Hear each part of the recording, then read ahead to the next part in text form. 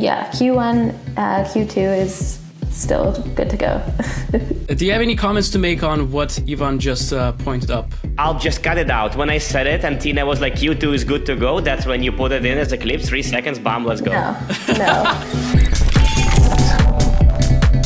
Welcome back to The Defiant. I'm your host, Alp. Today we're diving into a complex topic that requires a bit of persistence to fully grasp. It's a subject that requires diligent study, multiple readings, and cross-referencing various sources to truly grasp. And once it clicks, as our guest today mentions, you will think to yourself, why didn't I come up with this? This is the journey of researching EigenLayer. In this episode, our aim is to provide you with a comprehensive guide to EigenLayer, what it is, its purpose, the problems it addresses, the latest developments on the horizon, the risks associated with restaking, and much more. Some say he's the greatest counter-signal out there. If he's buying, you better be selling. All we know, he's called Ivan GBI. Ivan, how's it going? Hi Alp, how you doing? Good to hear from you again. Another episode in the books. Well, about to be. As you know, everybody, Alp doesn't need an intro, but he's had videos at Defiant, and something you might have not known about him is he has been interning at Boeing for the last 2 years, but recently with all the planes crashing down, he decided to fully focus on crypto. So that's what we are doing here today.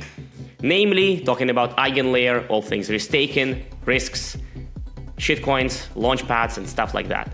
What I mean with shitcoins, yields, and launchpads is we will be getting into the specifics of how AVSs interact with EigenLayer, what are the developer pain points that EigenLayer is solving, risk parameters, nodes, validators, and everything that's related to it. I learned a lot about it myself because basically today me and Alp were throwing questions at the team and asking the stuff we still didn't fully grasp. So I feel like we pretty much know majority of things we should know at this point, which was very exciting. So I hope you will also learn a lot from this episode. So without further ado, let's jump into the introductions of the team members from EigenLayer, Tina and Teddy, and hear what they have to say. Yeah, I'm Tina. I work on product and research, and I primarily help with the staking and operating team. So primarily our restakers and solo operators, and then the operating firms, as well as work on research and development for communications, go-to-market, and help Teddy with EigenDA. But I'm super excited to chat about EigenLayer and what we do at EigenLabs. And I'm Teddy, and I'm a research engineer at EigenLabs. My background is in tech and distributed systems, and I've been in crypto for 3 years, but following since 2017. And super excited to talk about all the things we're doing, but more focused on EigenDA. Why don't we start off with a brief overview of EigenLayer? Sure. So where to start? So if you haven't heard about EigenLayer, I can give this sort of top-down rundown. EigenLayer is a platform for restaking. The general problem that Sriram and the founders at EigenLabs saw in the very beginning was that if you ever wanted to start some kind of crypto economic platform, you had this problem of first having to bootstrap a token. Because if you want to incentivize anything, either through slashing or through rewards, you need something to do that incentivization with. And that creates this bootstrapping problem where you can't do anything interesting until you have a token. You can't can't have a token until you first launch and build up interest in your platform. And so EigenLayer saw this opportunity to enable what's called restaking with the main token of the Ethereum ecosystem, ETH, where people are already staking ETH in huge numbers. I think there's 60 billion or something like that staked ETH today, which secures Ethereum as well as Ethereum L2s. And what you can do with EigenLayer is take your staked ETH, either liquid staked or natively staked, and subject it to additional slashing risks. And in exchange, you can also have the opportunity to earn additional rewards on top of your Ethereum staking rewards. And so EigenLayer works at the intersection of stakers, of course, operators, which are the typically, the same companies that run validators for Ethereum and other networks, who run nodes for what we call AVSs, which is the third leg of the stool. And so AVSs are these protocols that register with EigenLayer and make themselves available for operators to serve, and transitively available for restakers to delegate stake to. And so these AVSs come in a variety of shapes and sizes, because there are many different protocols that are interested in putting assets at stake in exchange for rewards.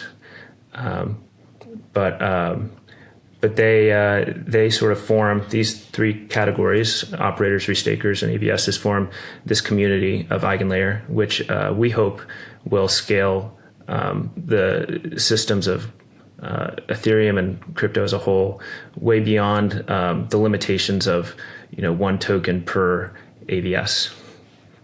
And so I can list out, the AVSs come in many different forms.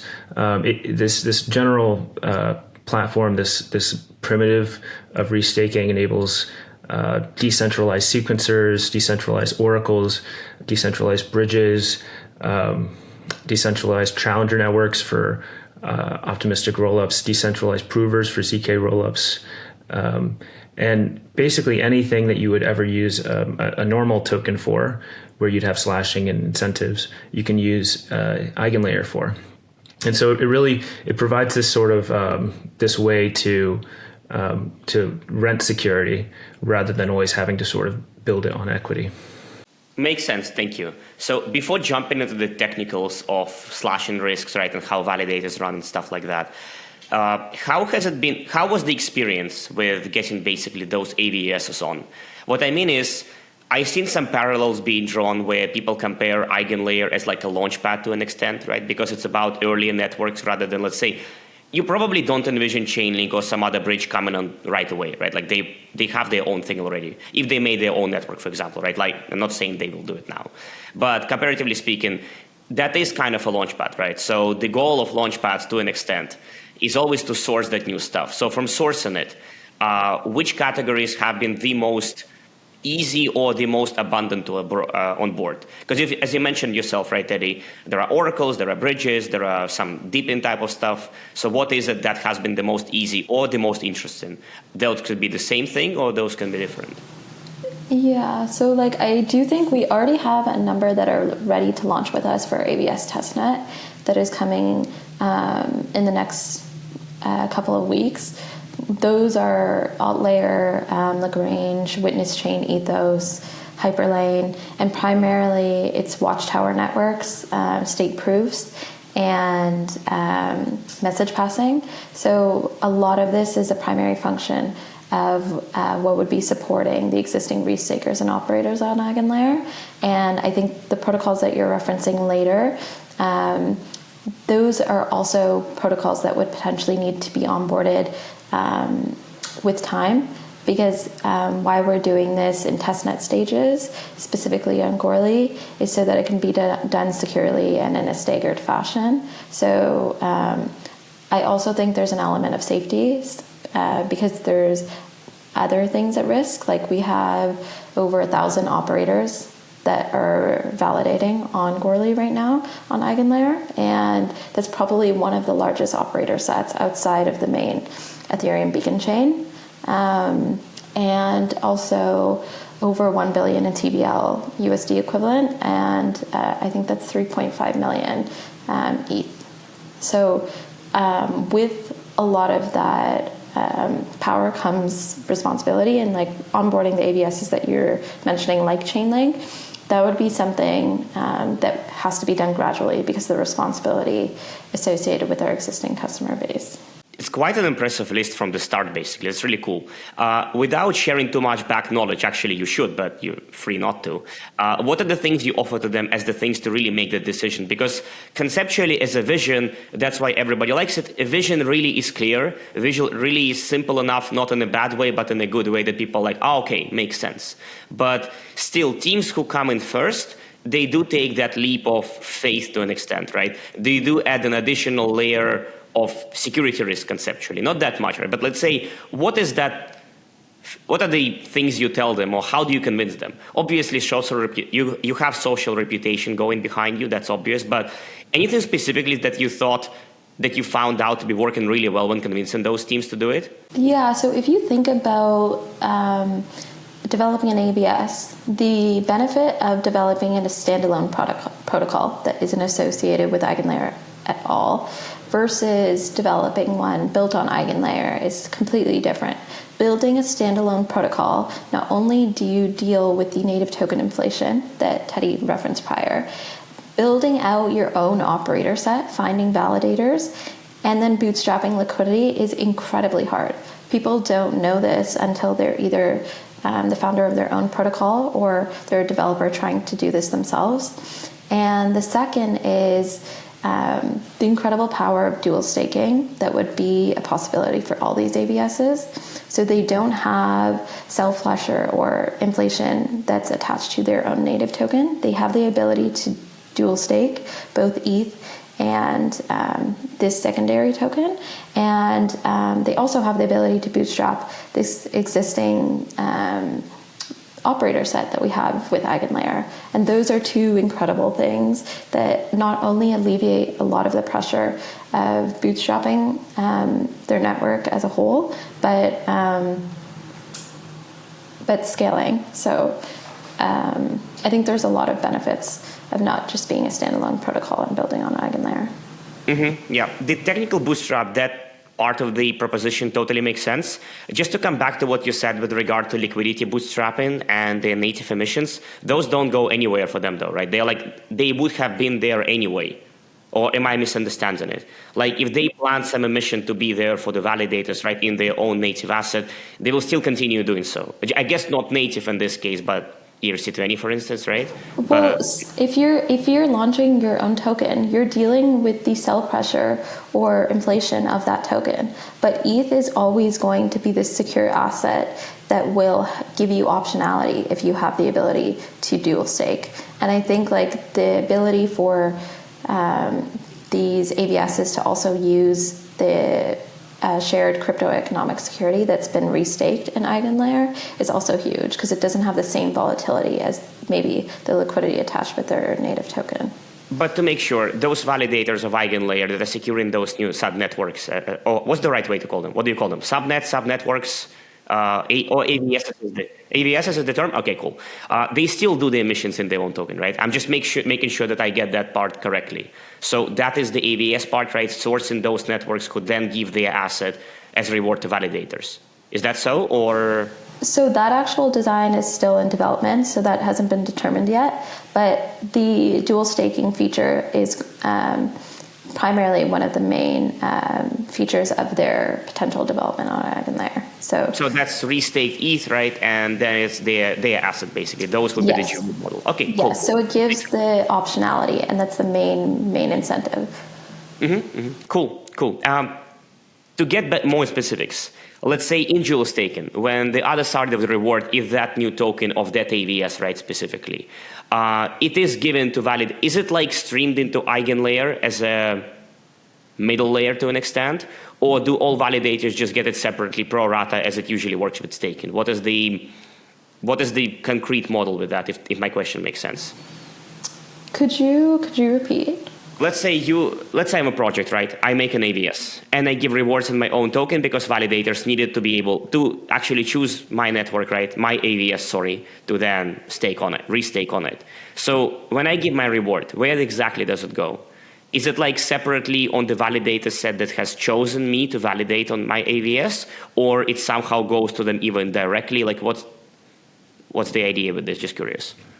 We see it as separate right now.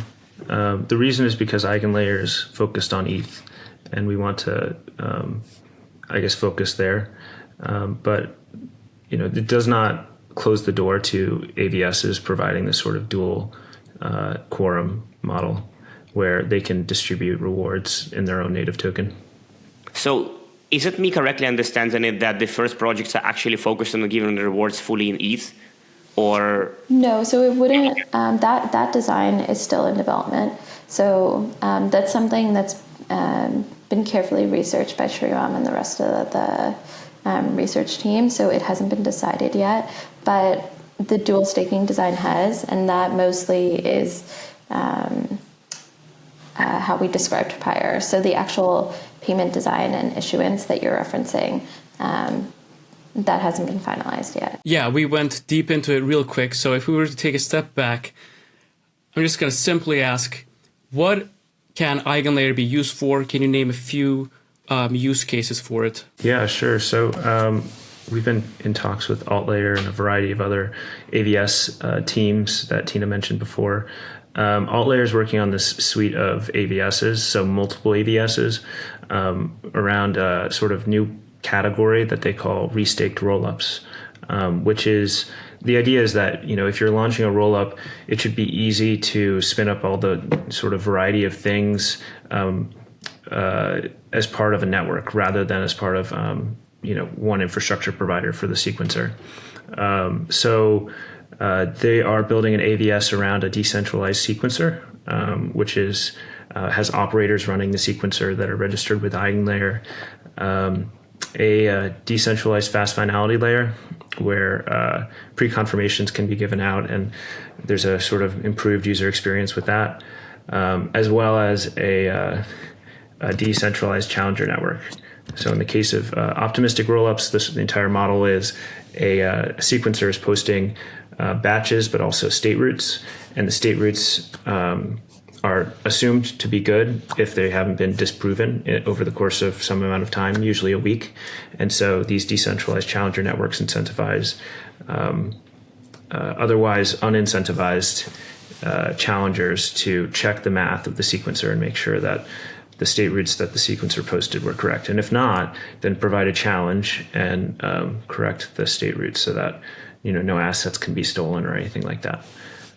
So that's sort of a top level view of restaked rollups. We also have one project we're really excited about is called Ethos, which is working to bring restaked Ethereum to the Cosmos ecosystem. And so this will work similar to mesh security or interchain security in Cosmos, where entire networks of Cosmos nodes for specific Cosmos zones can be running on the security basis of EigenLayer or delegated restaked Ethereum to specific operators.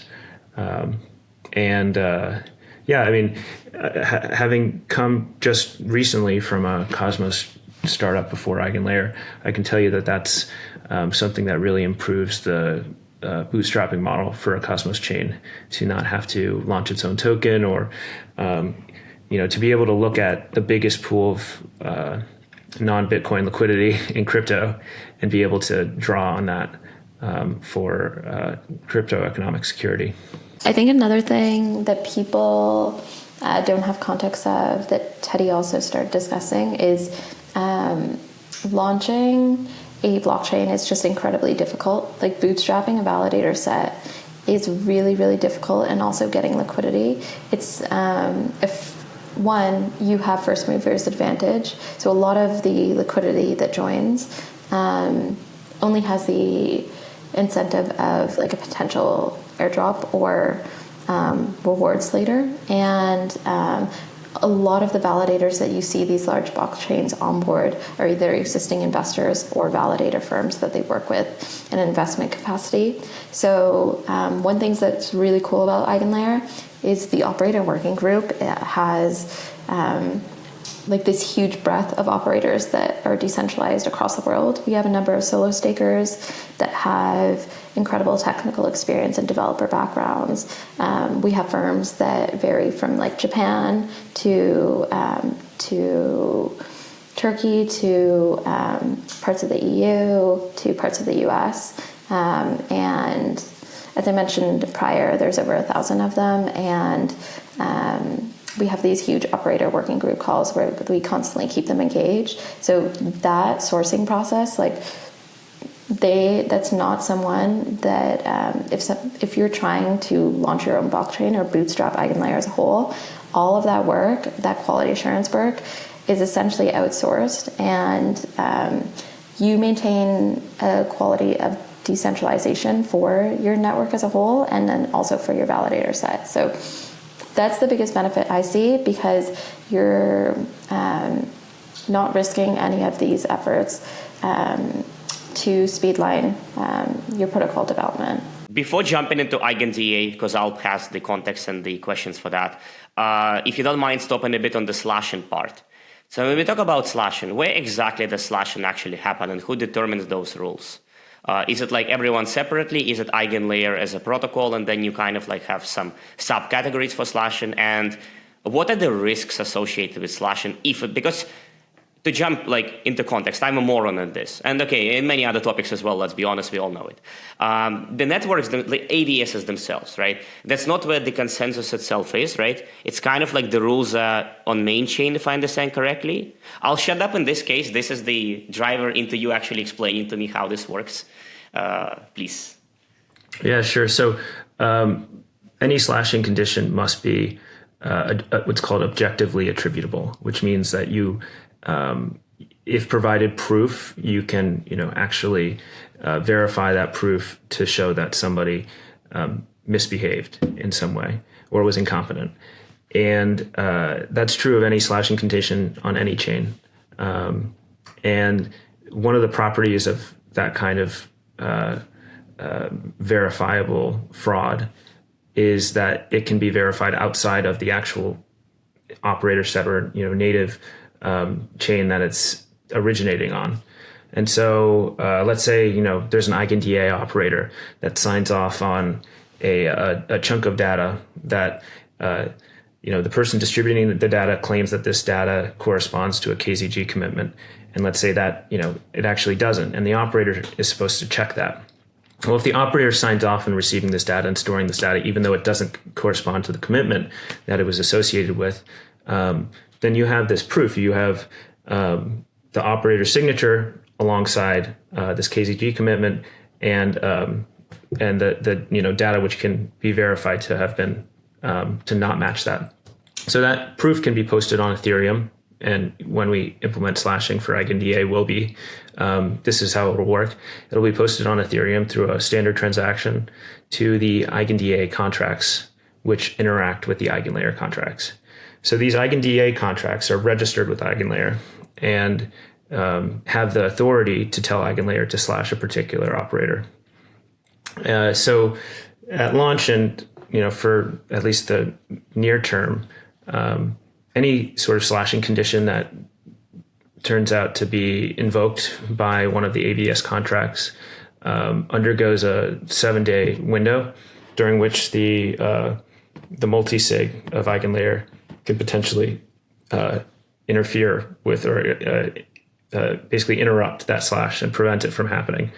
And this is sort of a safety mechanism to make sure that in the event of some kind of erroneous slashing event, that we wouldn't destroy a lot of value for no reason. But the point of that multisig is to ensure that the slashing mechanism is working as intended, but not to let operators off the hook if they violate slashing conditions. But yeah, that's the sort of overall. So if I were to put it into some kind of a graph, right? Let's say the Ethereum network is here, right? And they restaked and whatever contracts are on this level. Then the AVS are on top. And basically everything is glued together with an EigenDA in between, right? So it's neither the AVS's logic, it's neither the main chain contracts, it's really the EigenDA kind of being like a gluing piece in between, as to say. If that makes sense. No. Maybe that's totally wrong. So EigenDA is just an example of an AVS and one which might have a slashing condition. Okay, so not all the AVSs refer to that for the slashing purposes, right? No. Okay. Yeah, so every AVS is going to have its own set of contracts on Ethereum which manage slashing and rewards. And any sort of any person who wants to report fraud is going to send a transaction to those contracts. Okay, so the slashing basically is the main at Ethereum chain, and okay, makes sense. So what do you think about the implication of simplifying the process for like making projects like just benefiting from the EigenLayer through the network and validator sets? Like, what do you think is going to be the outcome of this in the long term? So you're pointing to probably the belief that people will be launching shitcoins is what I'm That's assuming. one side of it. Yes, but I do not. I think people are going to do that regardless. That will always happen, and the retail consumer market will always pursue that. They will probably do it on alternative chains. It's probably happening on Tron or Avalanche right now. But what I think will happen is that EigenLayer is going to power an incredible amount of applications that potentially are built on top of a lot of these AVSs, and they're built more securely. They have an insurance mechanism to support them, and it'll have more protection for users. So more protections in cost efficiency. So like on average, transactions will be a lot lower because they'll be built on EigenDA, and trading volume won't be burning the same level of ETH fees that they're burning on a protocol like Lyra and Avo right now. So it would be drastically decreased on a user front. And then the second benefit as a whole would be that a lot of these protocols that are potentially built on the rollups that are using EigenDA would be able to provide potentially insurance through like mechanisms like StakeShare. So this is something that's kind of probably like a game changer, because insurance really, it doesn't exist in DeFi. It doesn't exist in the wallet space. And I think we've seen platforms like Nexus Mutual attempt to solve this problem, and they provide underwriting or capital to DeFi protocols for a certain summation, but that insurance doesn't really get to the end user. So these slashing contracts that you mentioned, and the real accessibility that it's helping to make possible for the end user, that's what I see as like the final gates, is like really protecting the end user through the insurance mechanism, and then the slashing protections that will allocate funds to them at the end, because users aren't seeing any of that. And if we want to really onboard users that understand a typical traditional finance or consumer finance lens that wouldn't be working in a tech-based industry, that's how we have to get them through trust and safety. When you talk about insurance, are you talking about the insurance of networks malfunctioning or the products and apps built on top of them? Because the former, right, the whatever network malfunctions, right, those don't happen. Like, that's not how people suffer, right? It's mostly the contracts on top working or getting hacked, right, working wrong. So are you also referring to that or no? Well, actually both, because if you look at Polygon was down because of their validators. So the validator set that I was referencing prior, being 1,000 different validators that are reliable and providing signatures, and the non-signing rates are incredibly low. Our non-signing rates are probably 7%. That's not happening on a lot of other chains. So if you want to scale a large DeFi application on these chains, that's not even a possibility. Then the second reference that you made in reference to the contracts, if you know that each transaction you're making on a DeFi protocol that is built on a rollup that is using EigenDA is fully insured, you have no fear as a user making that transaction if you know that it's fully insured and you're receiving a slashable amount based on that transaction. So like there's so much added security from all of these different product features that we're discussing that it's not just one problem it's solving. Mm-hmm. But those, let's say, because I do DeFi things, right? Many of the hacks are not deterministic in terms of you cannot say who's at fault, right? Some of them are Oracle manipulations, other ones are kind of like causing AMMs to malfunction to an extent, right, and all of that stuff.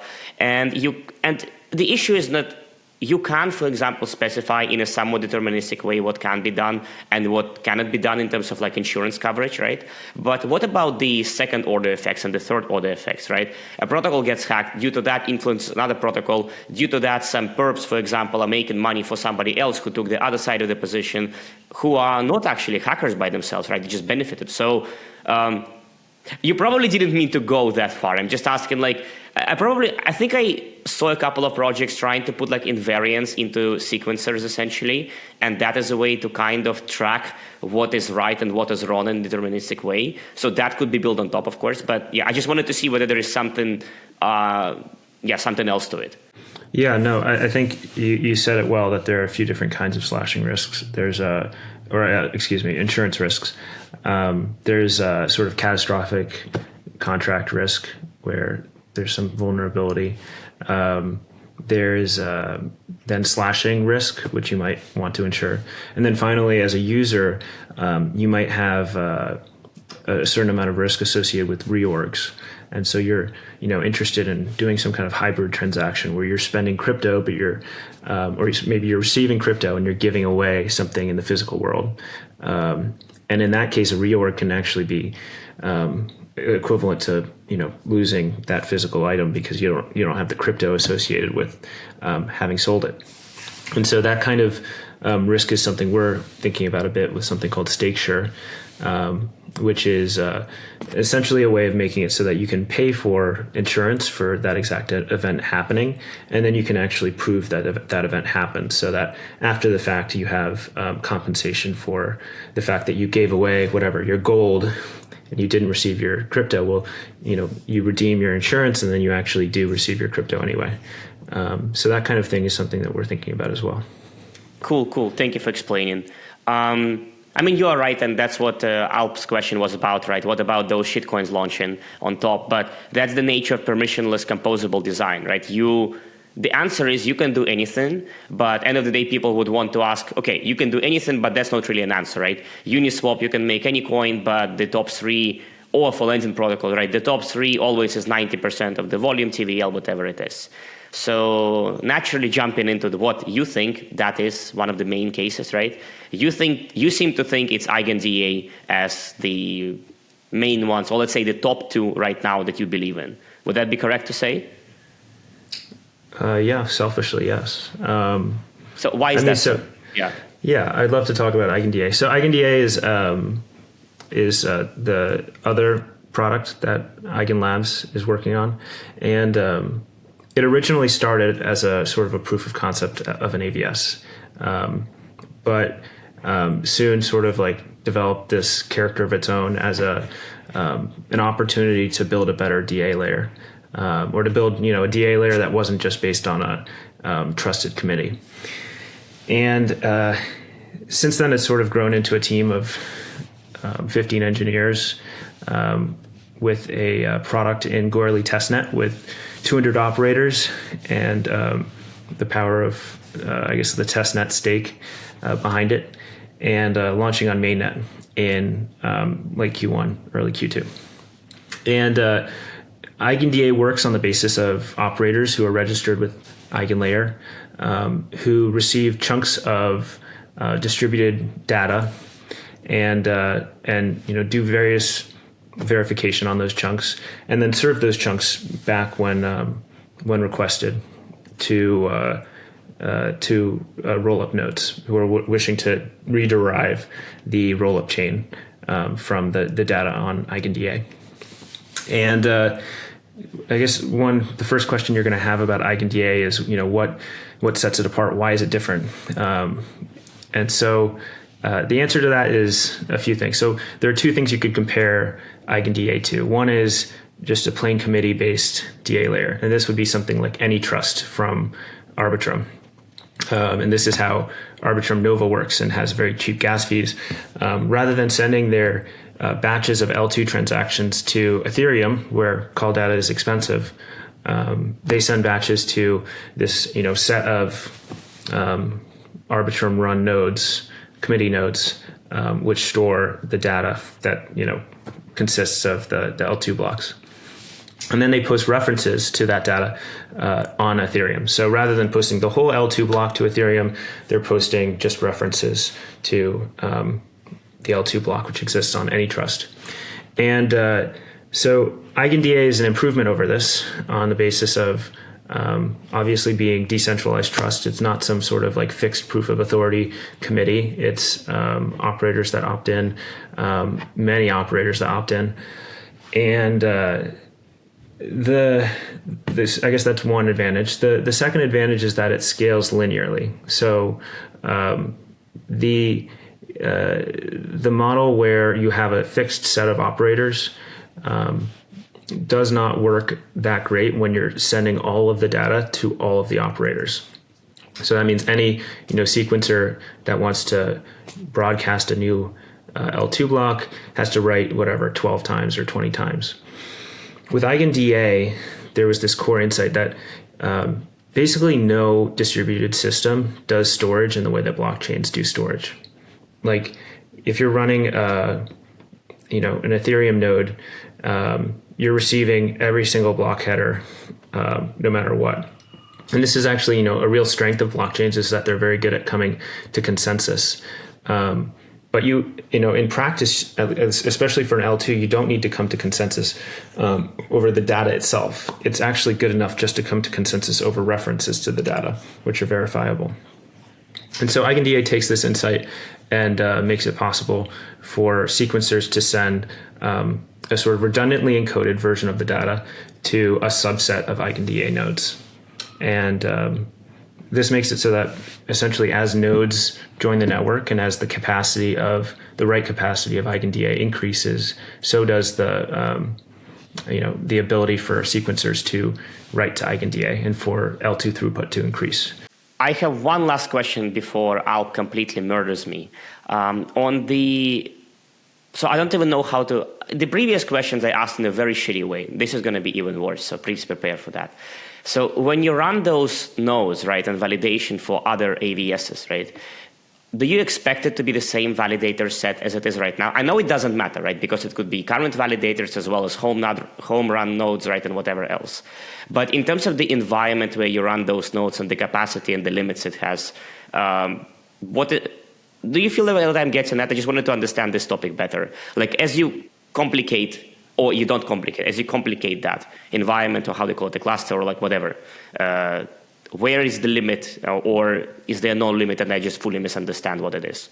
So you're asking, is somebody who's running an EigenDA node at home subject to like onerous system requirements or bandwidth requirements? Is that the question? And let's say, yeah, as more AVSs pop up and everything else, right? How much, not bandwidth, not the right word, right?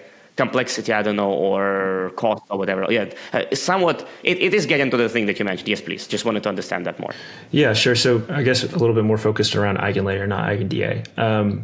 So as a user, when you have some Ethereum restaked or staked Ethereum that you wish to restake on EigenLayer, your choices are not in terms of the AVSs. They're actually in terms of the operators. So you choose operators that you'd like to restake with.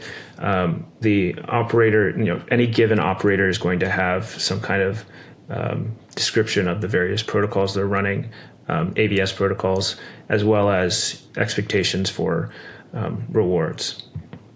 And so by restaking with any given operator, you are restaking with those AVSs that they're running. So as an operator, switching over to the operator's perspective, you can choose exactly which protocols you want to run. If you only want to run one protocol on top of EigenLayer, you're free to do that. If you want to run multiple and manage a cluster of different services, you can do that too. So in terms of complexity, it's totally opt-in. Mm-hmm. How fast does the complexity grow? Because to put it in perspective, Solana often gets frowned upon for the size, right, of the nodes and whatever you need to actually be a validator. Comparatively speaking, let's say if I have 5 networks, 5 AVSs, right? Again, speaking from the operator perspective, how much of a difference that is? Like how big are we talking in that sense? If there are numbers, or maybe there are, you can't really estimate it right now. Just curious on that. Well, so I used to work at a validator called Stakefish, and we would run on the order of 30 or 40 different networks at the sort of peak. That was a manageable amount of complexity. It scaled with the number of engineers we had to manage the DevOps. But it wasn't some kind of like technical restriction at all, more of an organizational one. And so we see it the same way. Any given operator can choose to sort of be a one-man show or incorporate and, have the help of other engineers.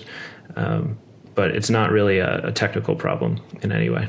What can you share about the second phase of the mainnet launch? What can we expect? What are the key features of this launch?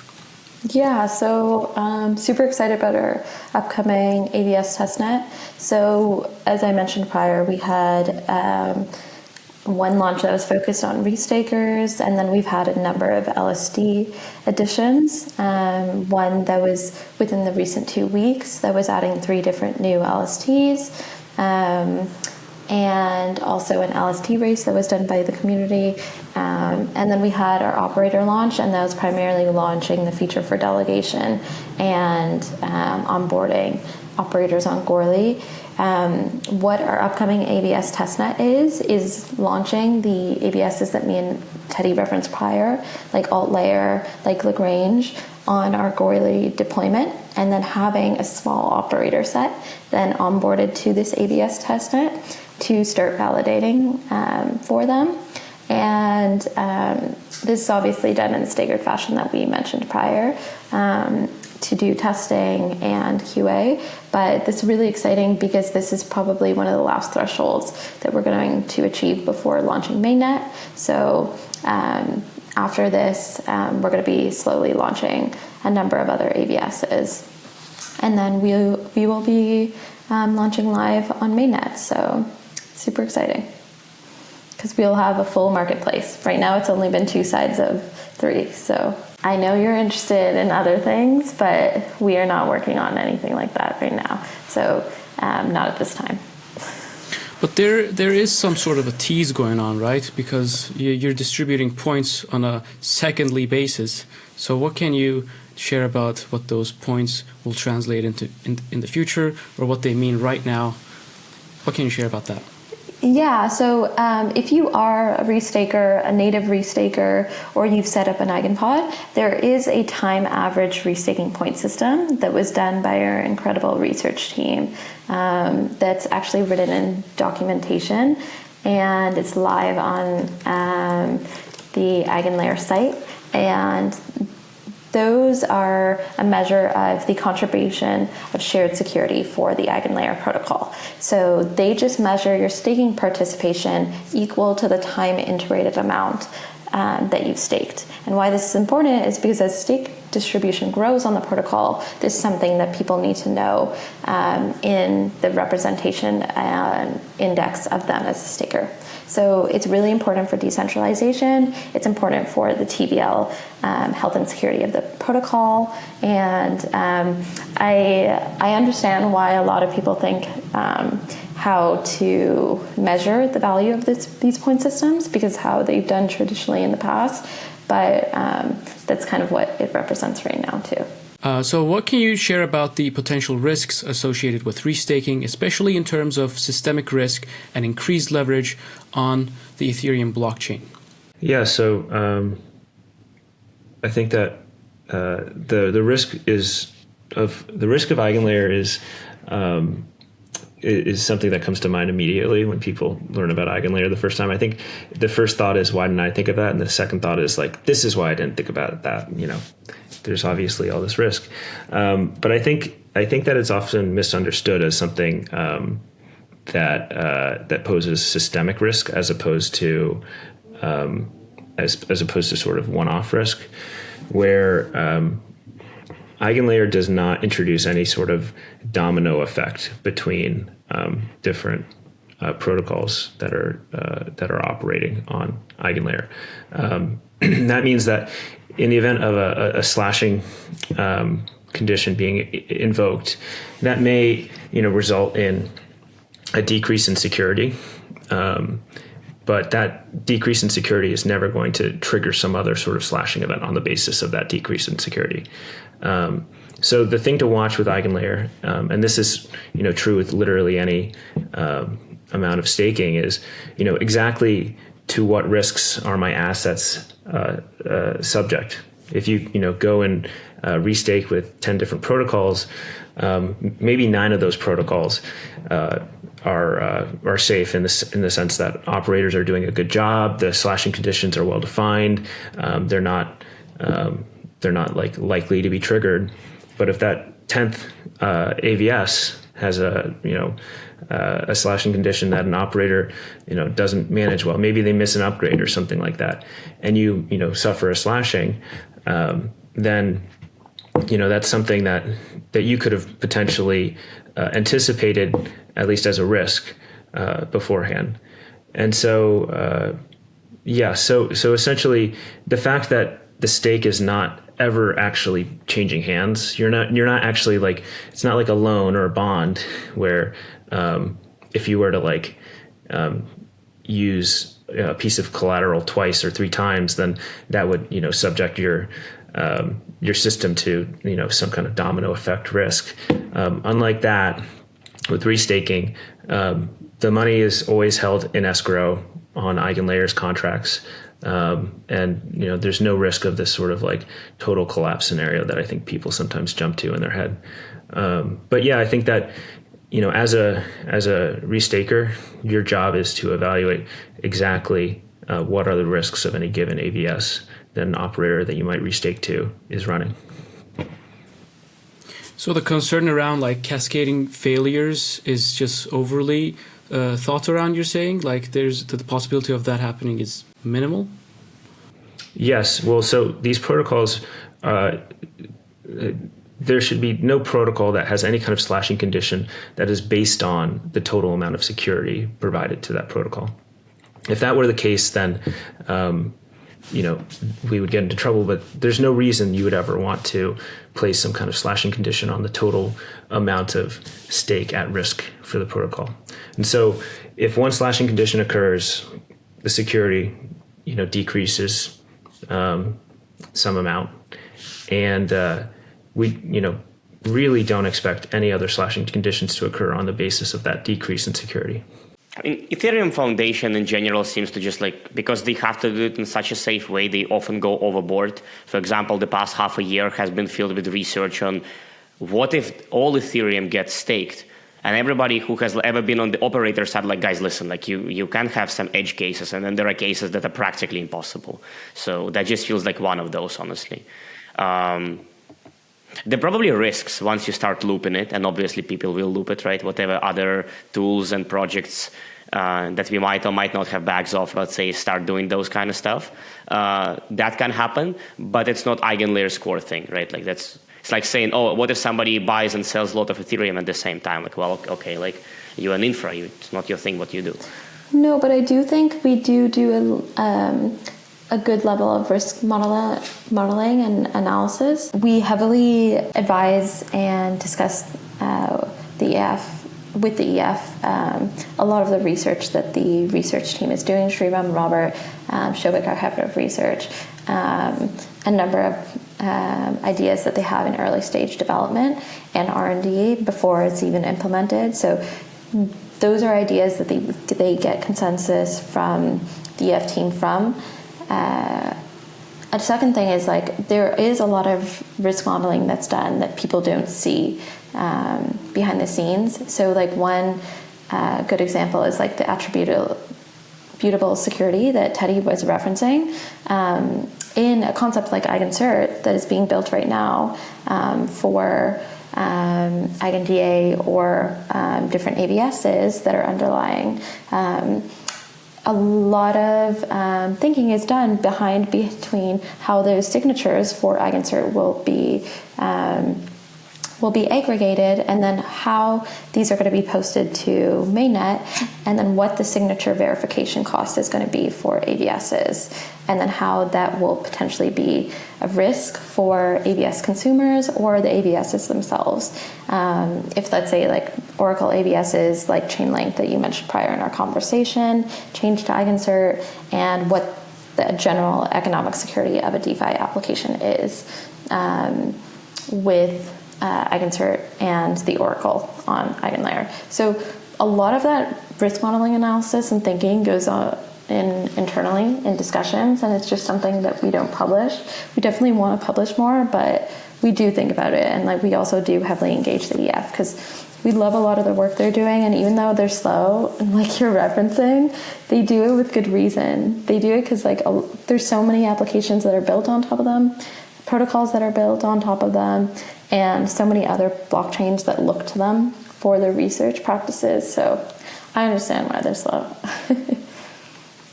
Slow and steady. Okay, let's look ahead. Roadmap for 2024. What are EigenLayer's primary goals and milestones for next year? So EigenLayer's primary goal is to launch to mainnet. I think that one's pretty clear.